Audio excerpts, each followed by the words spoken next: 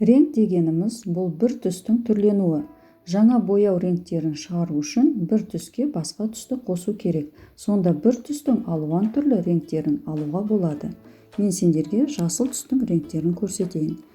Қазір ашық жасыл түсті алдым.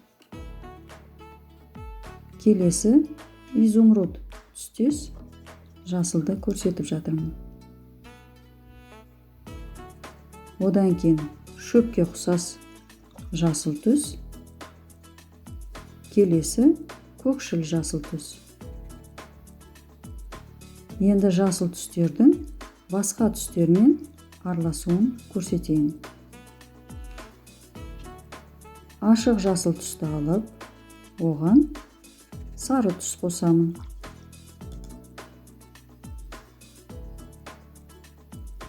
Жасыл мен сары қосылған кезде сарғыш жасыл пайда болды. Келесі изумруд түстес жасыл түсті аламын. Мұнда көк түсті араластырамын. Сонда көкшіл жасыл түс пайда болды.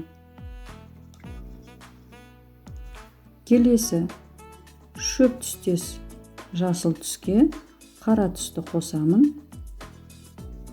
Сонда қою күңгірт жасыл түс пайда болды.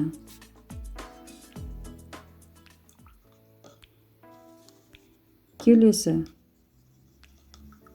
көкшіл жасыл түсті алып, оған қоңыр түсті қосамын.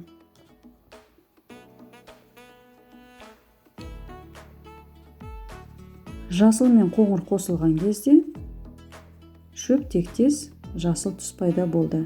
Міне балалар, байқадыңдар ма? Жасыл түс деген атауы бір болғанменен әртүрлі жасыл реңктердің түстері пайда болды.